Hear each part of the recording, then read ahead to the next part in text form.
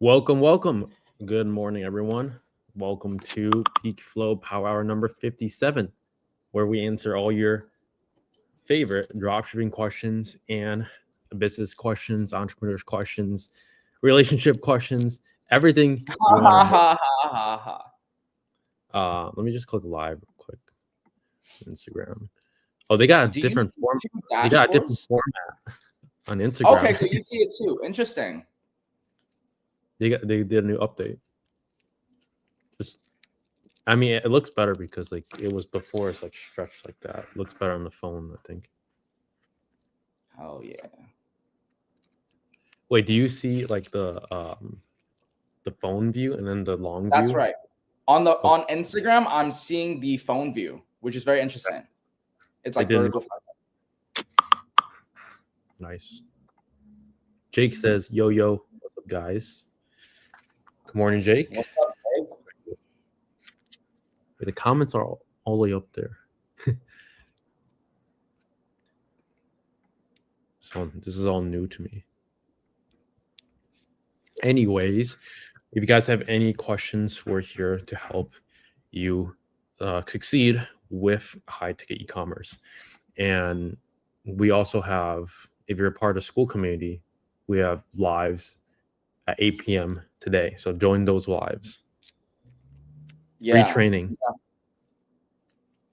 You guys can get a lot of value from the presentation that we have for you to share with you guys our methods of the high ticket e-commerce, so very excited. If you guys are free 8 p.m. I will see you there. Yes, sir. And then stay tuned to the end of this video because we're gonna have some spicy Black Friday deals for the mentorship, but only if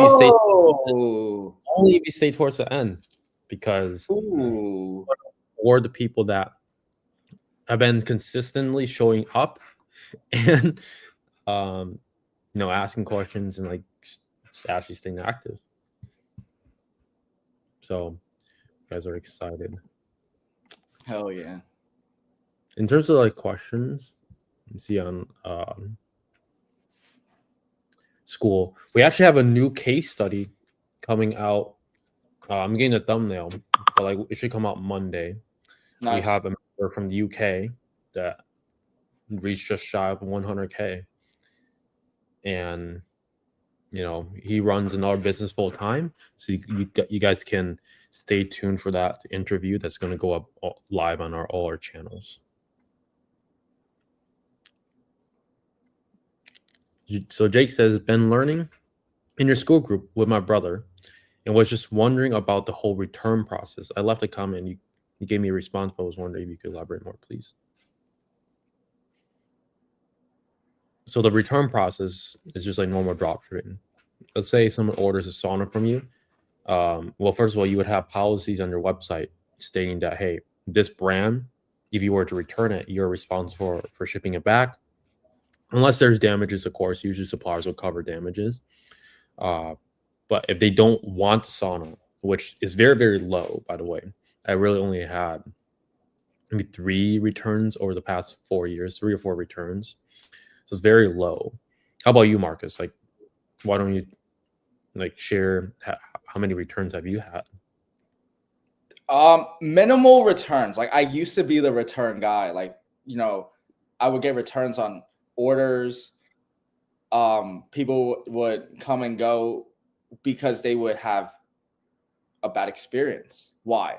It's because like expectations weren't met. So what I'm just trying to say is like my ops now on the biz, like the expectation with a customer is so well that even if the damage happens or they want to return a product, I don't think I lose any margin on that because like it's usually from like a 30-day period or it doesn't really affect me in terms of returns. So low returns, and the reason is because optimal customer expectations.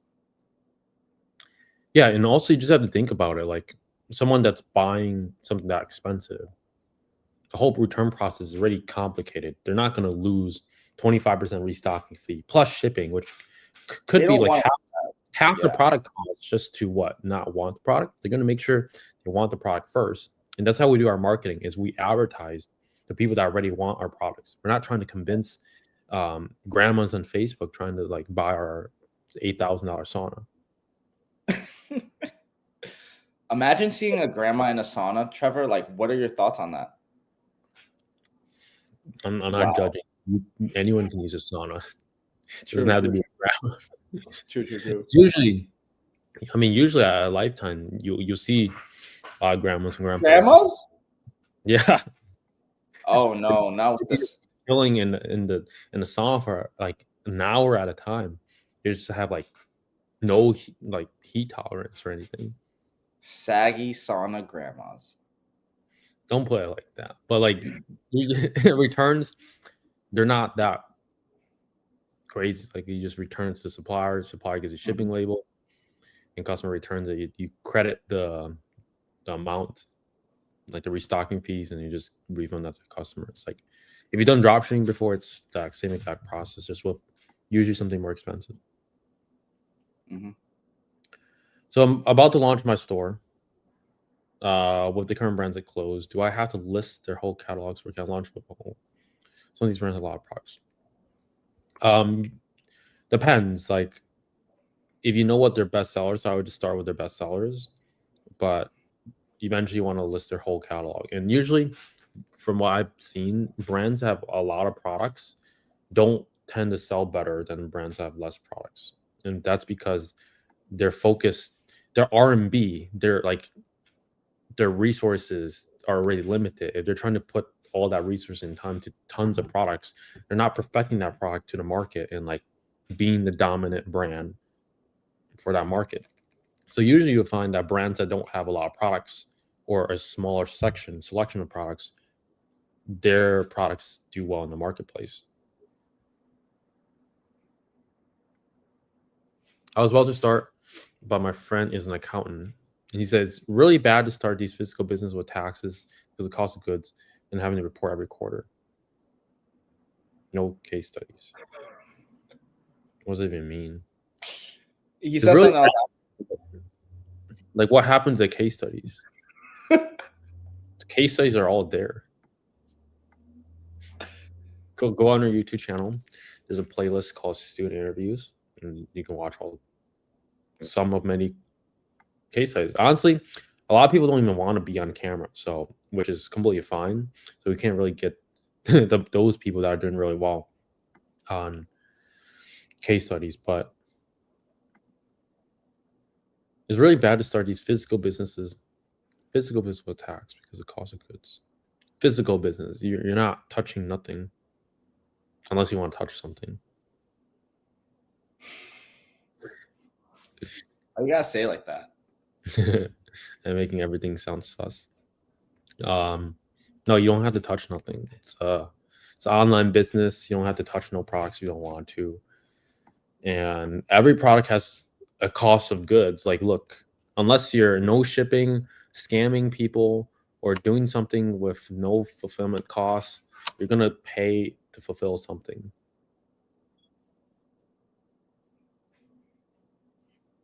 That's the art of doing business. You can lower your fulfillment costs, but if it's zero, unless you're selling like a digital product, something's wrong. What are y'all's opinions on arcade machines niche?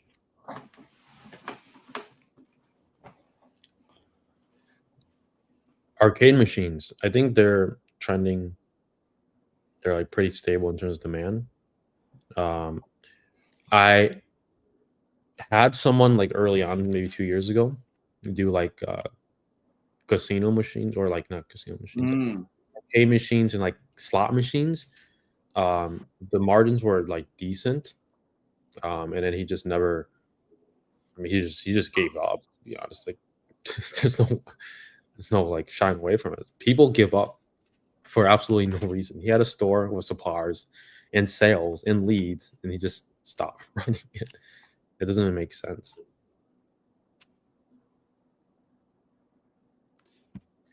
Yeah, I have mixed feelings with arcade machines because someone that I know started a arcade business, and then like in near my local neighborhood, and they like they just shut down, so they probably got bankrupt. But then I see another arcade that's like popping. So there are people that have demand for arcade machines, but you just have to be profitable. I'd say like it's good.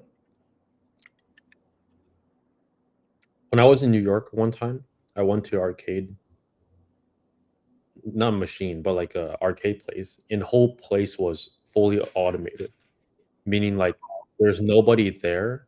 I had to look for that one person. He was just like chilling in the back room or something. There's nobody there. What? And then only games that you could play, they made it where like you had to go up to like a self-serve machine, like enter your card, get like the arcade card, and then you can play like pool. But like all the things were locked behind the thing. So like you had to enter the card, and then you can get the pool, like the thing that you hit the balls with, and then the balls come out once you card. Yeah.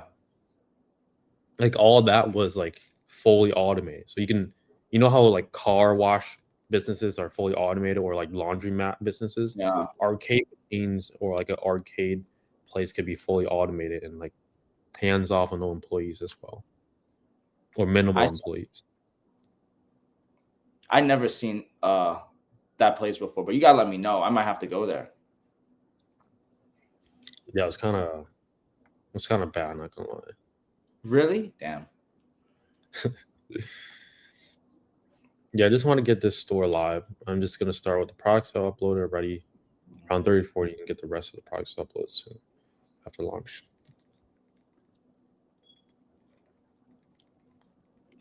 Yes, launch. So the company gives you the refund to give you, but do you lose your commission that you made? You just reverse the commission that you made. You don't lose any commission. It's just like the transaction happen. The customer takes the L. But what are the most important things that when it comes to GMC, what want to make sure my store is compliant before launch? 80% is just policies. So, and then the rest of the 20% is how trustworthy and how unique your store is.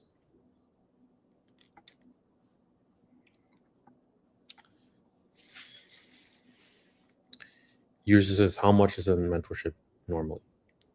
So mentorship is customizable and depends on your specific situation and where you are in your journey. But generally, it ranges from $0 to $30,000. So depending on where you're at, we have to get on a call and to see. But Trevor did say, remember guys, in the very beginning of the video, if you guys stay till the end, we do have some Black Friday promotions that are going on. And we have mentorship. We also have like done for you services. So point is, apply to work with us at ecomhighticket.com. And we could share and talk about all of that in private. It's customized based on what you need. The Zexy Ryan says, yo. Hello, Ryan. Thoughts on low ticket dropshipping using AI videos of grandma and grandpas to convert? Can I go first? Yeah, go ahead. I would think it might not convert, but AI videos have been interesting because I have seen it work on the marketplace right now. So I might not think it works, but it's worth a test and it might work. So that's my thoughts. So you think it will work? I thought it would not work, but looking at the market, it might work. AI videos. It does work. That's what I'm saying. I wouldn't think it worked, but it's looking like it works. I've seen someone put like, if you buy this, we'll support a church, or our church is closing down. Buy this product. There's some crazy black hat shit. Yeah. Low ticket dropshippers just be like stretching it because that's not valid. I do want to like try low ticket dropshipping again, just for the lulz. I would probably do like a product that's geared towards women, maybe like lip gloss or like something with high margins, and like MRR and something that solves women's insecurities. Wow, that's deep, bro. Yeah, that's all you have to do. Like the best products just solve insecurities. What insecurities do women have? It's all about looks. So lip gloss, because they want plump lips. Maybe like eyeliner, so they mascara or whatever it's called, so they can have like the lashes, something like that. My friend back in 2020, I don't know where he is at now, but like he sold what's it called, like not butt implants, but like the pad to make your butt look bigger. And he was just running it up. He was in the 80K days. But can you run advertisements on those platforms right now? Like I don't know. I've always been a little more skeptical. Like not like skeptical. I've shied away from like the sexual side of products because it's like I don't know how the policies are like. Buttocks, is that viable on Google? But I mean, Facebook, like like what you're saying, like he ran it up, like you know what I mean, like. Well, like it's not like any medical product. It's just literally a pad. They put on, and then you put on yoga pants, and it just makes your butt. That's hilarious. Girls be doing that. Wow, that's crazy. It solves the insecurity. Like everyone just wants to have a BBL and like all that shit. They just want the results quick, and if there's any way you can get them the results quick, then they'll pull out their credit cards and buy. And you should always sell to women because like they have no impulse control. They don't think it over. They let their emotions get over. Like they feel good like once seeing the ad, and they're gonna pull out their credit cards and buy. And like if they don't pull out their credit cards, they're asking their husband to like, "Can I use your credit card?" Yeah. Yeah. Not wrong. Would you? What product would you sell if you were doing low ticket dropshipping? That's a good question. I have no idea. Probably something on the on woman insecurities too, right? But I need to do my research. I need to do more research. Yeah, just do any insecurity. You could do high boosting shoes, and you could sell to people that are short too. Yo, that's funny. You could do like pheromone colognes as well, and then like gas it up as like, hey, this will make any girls you talk to wet, like that. Like that's like bullshit marketing, but like stuff along those realms where like you're like stretching. But or, fragrances, like smell, that's like how does that work? That's snake oil. Like that doesn't work like that. But it can. Like, I have a cologne that has the same effect, but like it wasn't marketed towards like there's pheromones or like makes people or makes women wet after they smell it. Like, that's just like stretching it. If they don't like you, it doesn't matter what cologne you use at the end of the day. You can only like optimize so much. If they don't like you, like that's just the end of the equation. Yeah, but smell is a very big thing, gentlemen. So yeah, I still get the Black Friday deal if I'm already in. You already got the Black Friday deal. You don't know the Black Friday deal yet. Yo, could you guys ever see yourself in a brand jar? Yeah, I mean, for like a fun project, I would do like a like we just talked about, a project solves insecurities. Like I'm doing proxy, I've been tweaking my story with my coach. I'm not sure what else. Usually with the proxy and the GMC, some people it takes more than 2 times. So if you've been fixing everything each time, you're gonna get approved at some point. It's just nobody knows when you'll like which number of proxy you'll be on before you get approved, but It's just a matter of getting enough proxies in and enough reviews in. So try to like get the reviews in as fast as possible. But you do have access to like the free traffic masterclass, which also helps because Google likes to see if your site has traffic Right. that adds another layer of trust.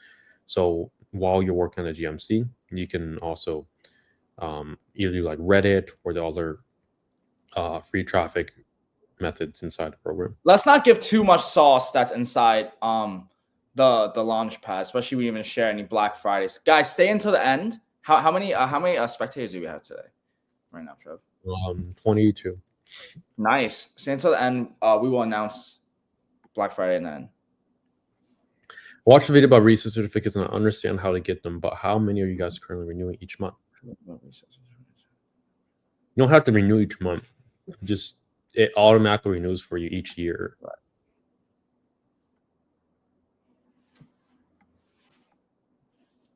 You only need a research certificate in the state you reside in. That's correct. I hopped in a niche, thought it was dropship friendly, but every supplier shot me down saying I need to have a showroom to switch to our niche. Are there other stores that sell the products that you want to be selling?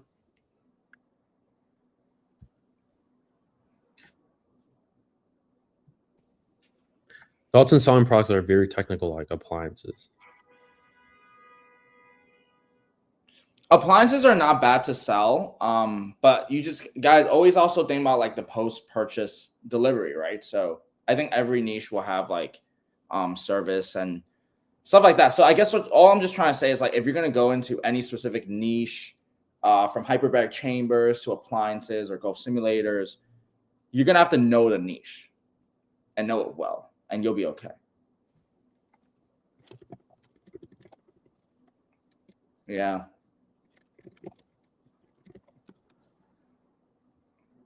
How would you deal with suppliers asking you to showroom to avoid these kind of issues? There's always going to be suppliers that want you to have showrooms. Yo, I have a funny story.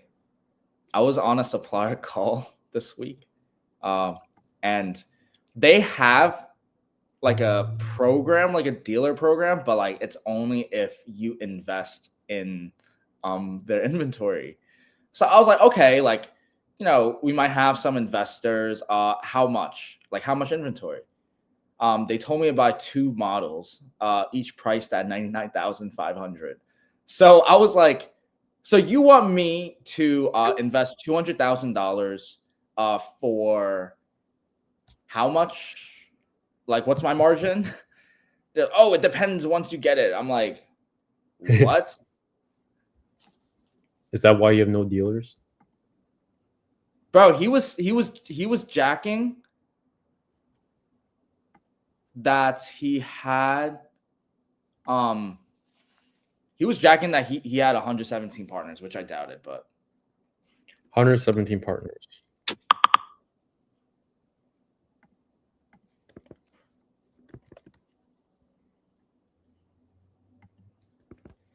What will happen after the 6-month coaching is up? I'm not GMC approved. I'm good.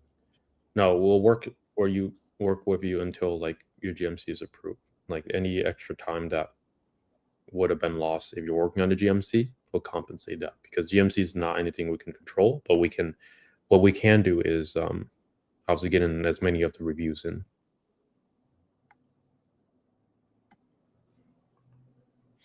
How about products that require post-purchase installation? You can, so suppliers have like installation partners that you can partner up with. You can use other companies that offer installation, but most of the products you're going to sell are probably going to be installation, and either the customer does the installation or they can hire someone else. It's like, unless you state that you're responsible for installation, it's not a problem at all.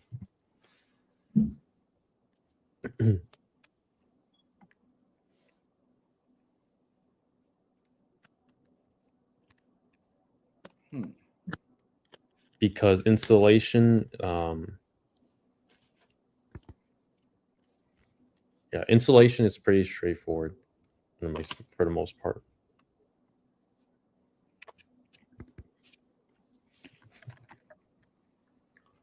Let's see. We have any other questions.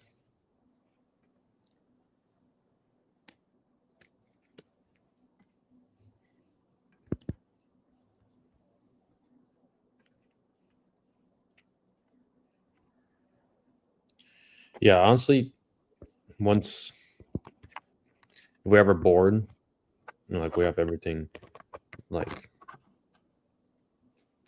mostly figured out. Launch the low ticket brand targeting, doing something that solves people's insecurities. Maybe you can think another insecurities people have, and like if there's a product that can solve that. Yeah, like a forehead fucking remover. Like for the people that have big foreheads, smaller foreheads or bigger ones, but Maybe you would sell like artificial hair, so it makes your forehead look smaller. some people are insecure. Like if you say they have a big forehead, like they get upset.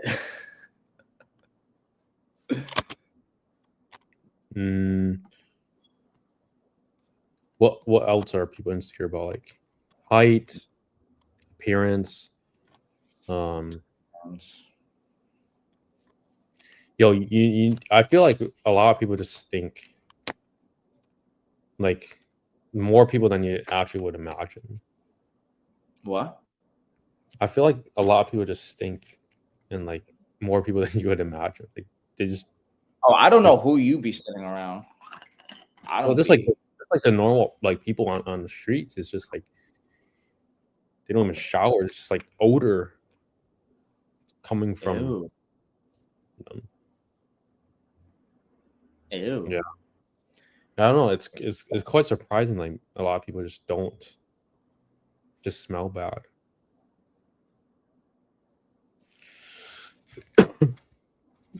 What should I say to suppliers? I haven't made sales to because I haven't been GMC approved. I haven't spoken to them. What should I say to suppliers?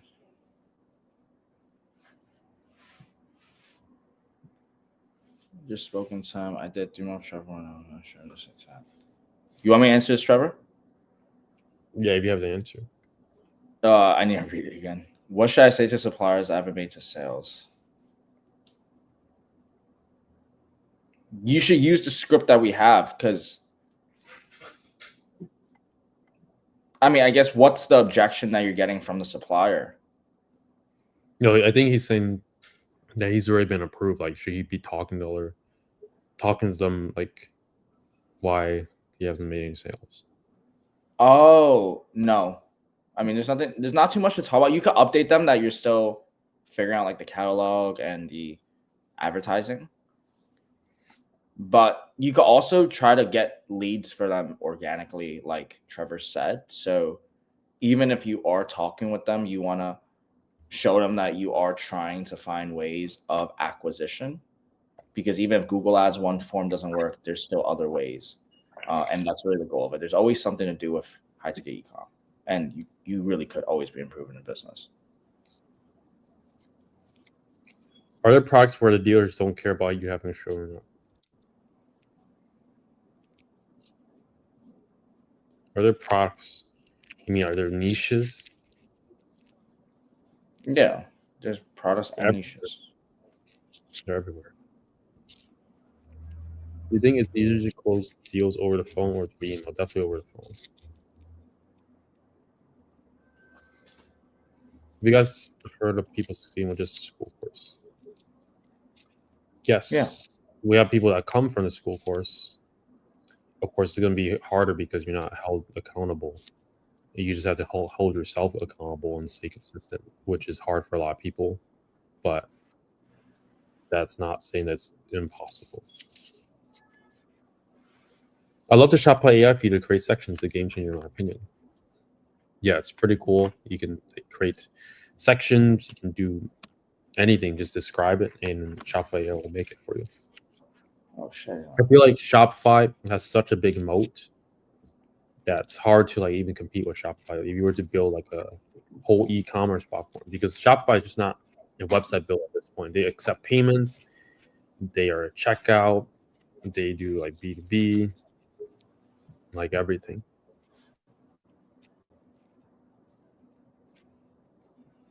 Welcome, Abrar. Suburb, bro.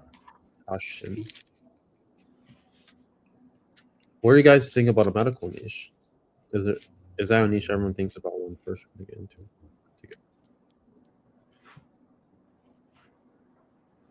It's not like overly popular, but we had people do medical niches before. Usually with medical niches, there's just not a lot of brand demand, which just means that you have to be a little more broad in terms of like a medical store. Like for example, if you were to just build a store around like, I don't know, for dentists, like products that have to do with dentists, you usually won't have enough demand for like the brands or like the products. So you might have to do like the more broader.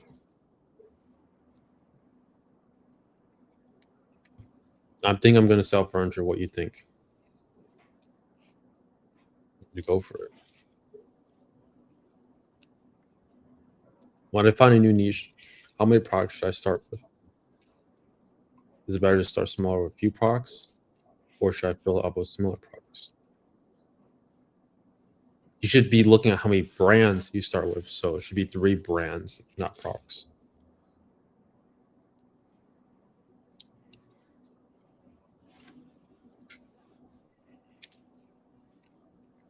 Yeah, I mean, like, sell furniture if you want, do anything you want. Like you're the CEO of your own company. Like you can make your own decisions.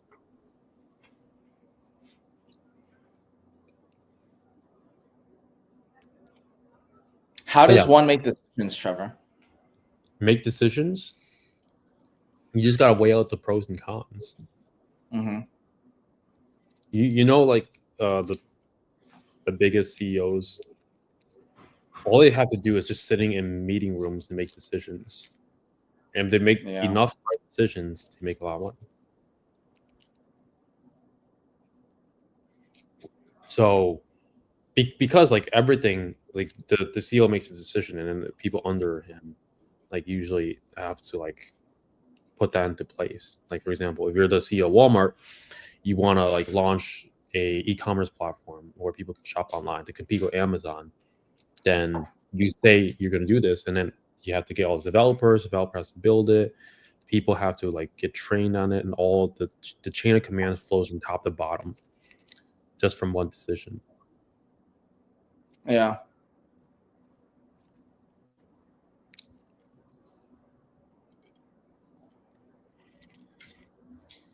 So yeah, learn to make the right decisions, but also know that if you make the wrong decision, you just need to recognize that and then go back and make the right decision, because you're definitely a lot of times going to make the wrong choice, and it's going to set yourself back some time. But I think the beauty of high-tech e-com is that, you know, with most businesses, you need to raise capital, get venture capital, and like investor, and you have to go in the hole, and most of the times you're not even profitable for the first years or even many years until you hit profitability. With high-tech e-com, you know, you only need $2,000. You could be profitable right off the bat.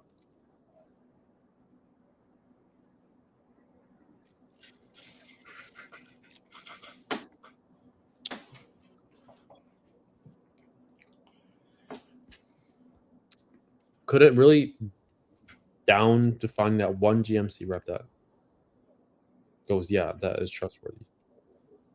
Do you know any GMC reps?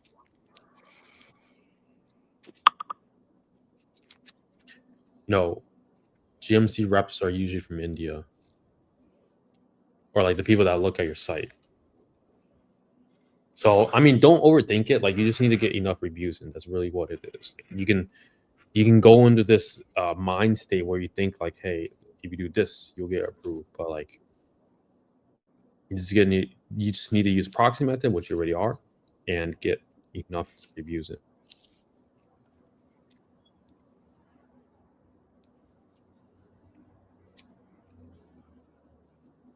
Yeah, and some people take longer than others. Some people don't even have any GMC suspensions. Those are the lucky few. It's usually the people that their site looks terrible. Sometimes they get approved, and then the ones that they should be approved, they don't get approved right away. It's kind of like weird and backwards.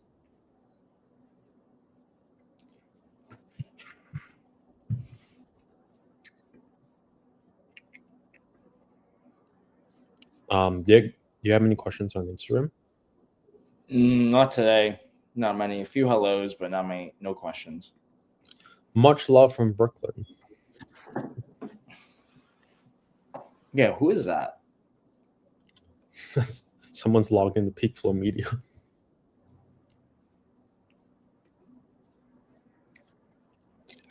What's the proxy method for a GMC? It's not public. Have you seen students go through proxy like hell and then got approved? Yes. Like the case study we just did yesterday, we just filmed. The guy, Shora, was using proxy method and got approved.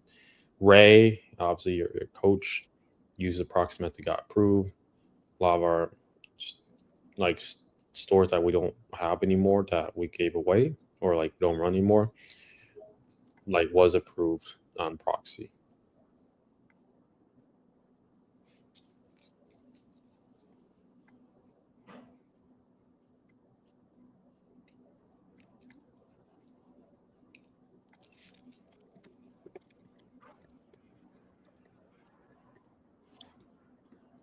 When you releasing that case, I'll watch it.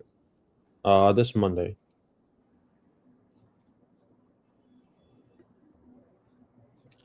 Yeah, editor just taking, or the thumbnail maker is taking a long time making a thumbnail, which is like it should just take an hour or 30 minutes to be honest. I can't wait till the day that editors and thumbnail makers get fully replaced by AI. It's not like to say that I dislike them. It's just it would just save so much time, money, and like all this back and forth editors. I just can't wait for the day that AI just can do that. Do you think AI could just make movies in the future, and then people will just watch infinite movies on replay? Or like, do you think like editing still has like that creative side that like can't replace an editor? Yeah. Well, AI can make thumbnails right now, but it can just make better thumbnails than like all the average thumbnail makers. The really good ones, it's not there yet. Same with like movies and like videos. Sora 2, if you haven't tried Sora before, it's crazy. Like it just depends on the prompt. And I guess you can make a whole movie out of AI that's artificial. Would it be good though? Maybe. To a certain extent, like if you don't pay like close attention to like all the fine details, you'll be fine. But if you pay like really close attention, you'll see like, hey, maybe they're missing a finger or something. Or something that just does not exist. Makes sense. You guys should get Inside GMC rep. Talked about this morning, like maybe you can hit up someone on LinkedIn, but like nobody has been able to bribe Google reps to do that. It just looks like any supplier who's dropship friendly lets anybody in, and it's like 20 plus retailers you're competing with.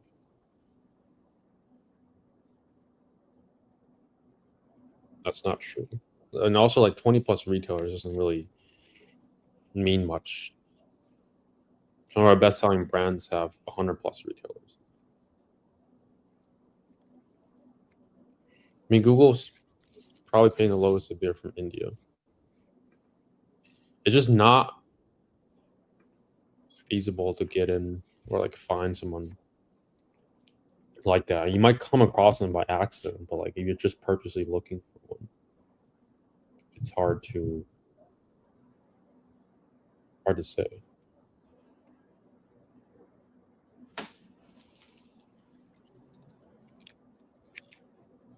But yeah, GMC just comes down to making the right policy changes, adding enough trust, and then having the right rep look at your site. And like, there's no point of stressing in if it takes a little bit longer than we expect it to be, because like at the end of the day, like what that review process is really not in your control.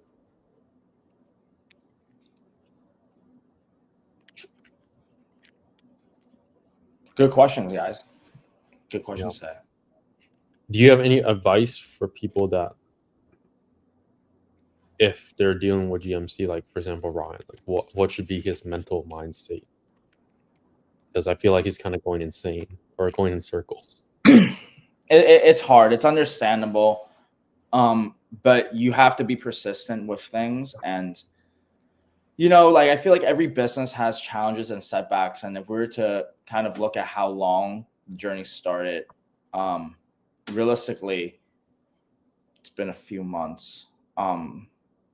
And in the sense of any business, like I guess what I'm trying to say is like when I was going through misrep, I had like multiple stores, but I didn't feel like a rejection is going to stop me. And if you look at the big picture of things, it's only been like 2, 3, 4 months of a business. Like people have been in business for years and they've been able to make money. So the point is like GMC is one way, but there's like it's the mindset in which you look at it. Like again, there's free traffic ways, and it's not like you can't. You just have to be patient, and just find ways. It just comes down to like, hey, you're at a step where you need traffic. Google Ads is not the only way. It is a really good way to acquire traffic, Right. But you should be always working on getting it approved. But that shouldn't stop you from pursuing the other avenues of getting traffic to your site. Now you'd be saying like, I don't have time to film YouTube videos, but like you have time to comment on our lives. It's just prioritizing your time, isn't it? I agree. I don't have the budget to compete 100 plus dealers. We're all new here, so what applies to you guys? Maybe not, but people with a small budget. I don't have a budget to compete 100 plus dealers. I have proper ads to products 20 plus other dealers. Never got anywhere, but like when it's like 5 to 10, I actually see a difference. I've been doing this for 10 years and talking from experience. If you have 10 years experience, like why aren't you able to compete with others with more dealers? I'm just confused. I don't think Martin George has been doing it for 10 years. I've been doing this for 10 years and talking from experience. Ever seen a situation where you believe reaching out to suppliers is going nowhere and you should just give up? I know we should just keep trying, but what if that feels like a waste of time? Well, if they insist on making you buy $200,000 of inventory, then it might not be a good fit. But at the end of the day, you have the top brands in the market. Like from what I see, like these brands know about drop shippers, and most of the time, if you see them online, they are working with someone. But like you have to know someone on the inside to just like let you in, right? So that's why like I like using LinkedIn and just ways to talk to those people at the higher ups and build a personal connection. A lot at the end of the day, like I feel like a lot of business sometimes just also how you carry yourself and represent your business, and how you speak and your speaking etiquette. So always build relationships with suppliers. There's always benefits to knowing products that are selling for them, good margins. Like everyone talks that same language. So never bad to, always reach out unless they're making you drop 200,000.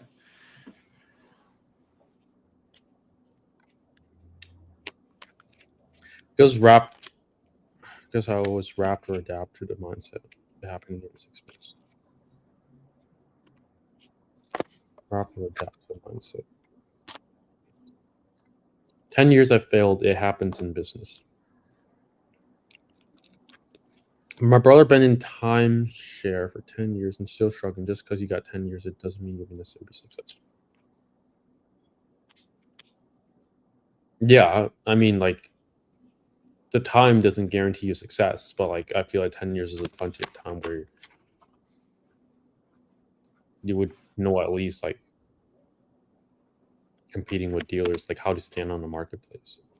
And like, it just comes down to like 4 pillars: ads, your offer, your back end, and your sales process.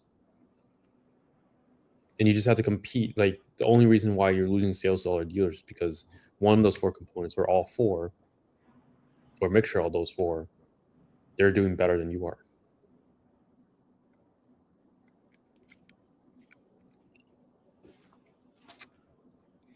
In low ticket, after a few months, I was successful. But some people haven't ever seen a sale from low ticket.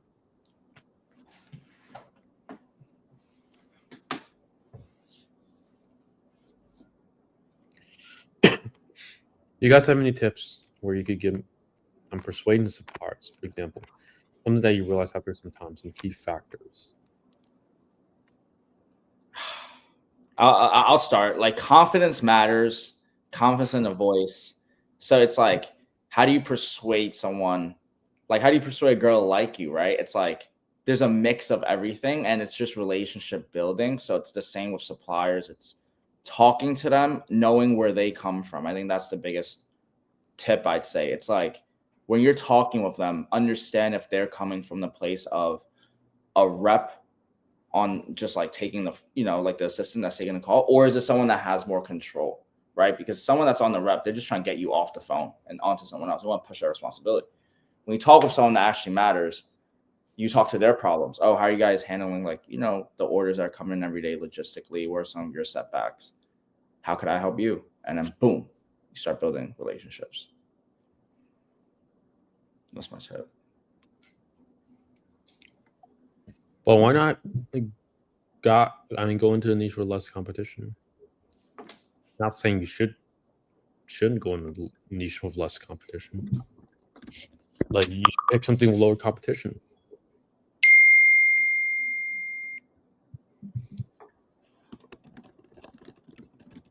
But I'm not saying like just because a brand has 20 dealers doesn't mean you can't sell that brand. And that doesn't mean the whole niche is competitive. Like, at this point, look, the whole e-commerce market, there's going to be competitors no matter what. It's either get good, become the best, or don't try.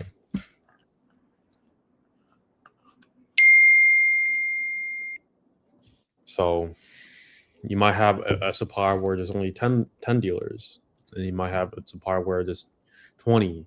Another one might have 50. But I think just because they have more dealers, that's like a coping mechanism to think that you can't sell that brand.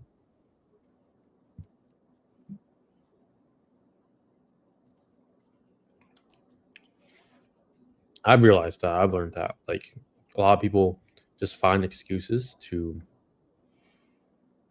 basically just hide that they're just not good enough. And it like absolutely sucks to say that, but like, you just gotta get better. It's gotta become a better entrepreneur. We're not good enough. How does one be good enough, Trevor? Yeah, I feel like 10 years is a long time. It was plenty of time to like, hey, if you're constantly improving yourself, and during those 10 years, buying education, mentors, stuff like that for 10 years, you should be walled off. At that point, it's an entrepreneurial skill issue. Like, to answer your question, how do you become good enough?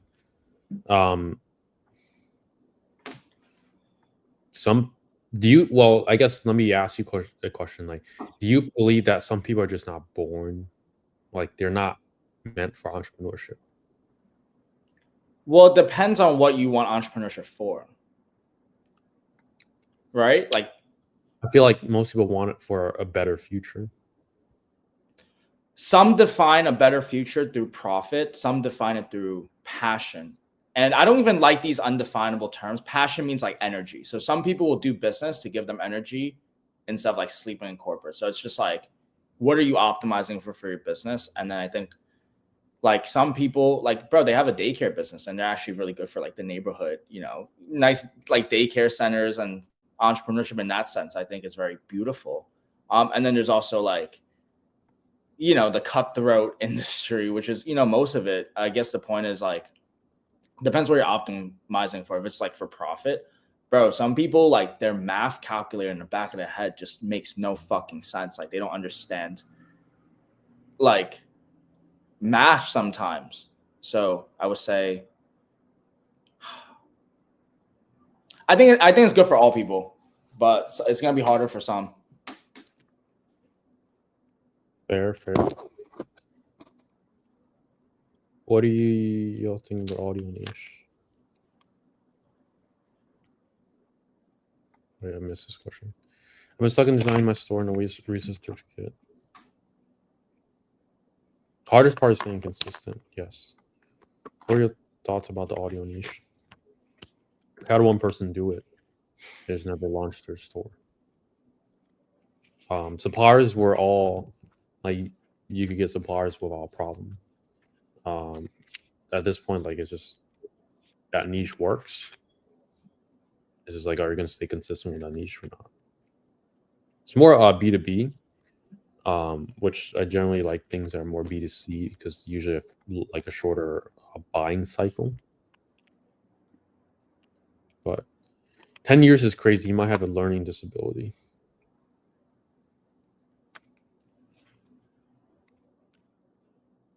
How long do Shopify payouts take? I'm worried about cash. My credit card limits could be a problem. About 5 days.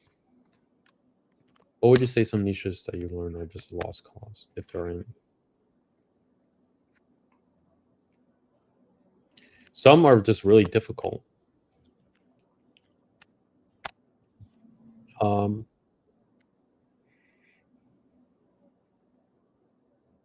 Massage chair suppliers are like very yeah, massage chairs is like the one I've seen that where like unless you can actually get in with the suppliers, they're not accepting. None of them are accepting dealers at this point, or like maybe like 2 of them.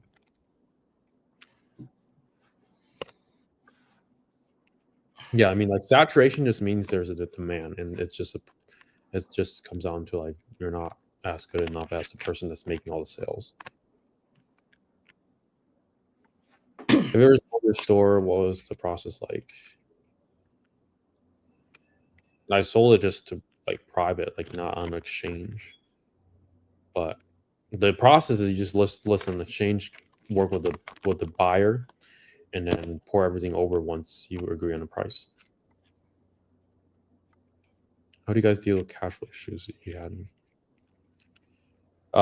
Multiple credit cards with high credit limits, and just waiting for the amount to enter your bank account before using a debit card. You have to.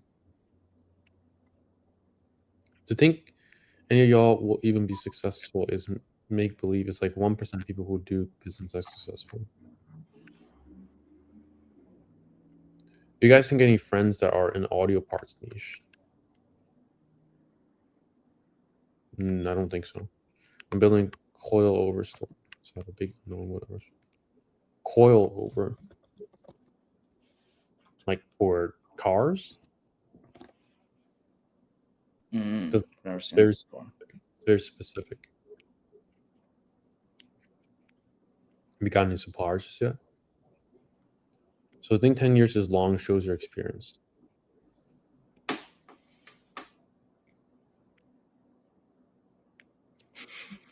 $10 years is a long time in business because like in the whole year, you can get so much done. And just think about 10 of those.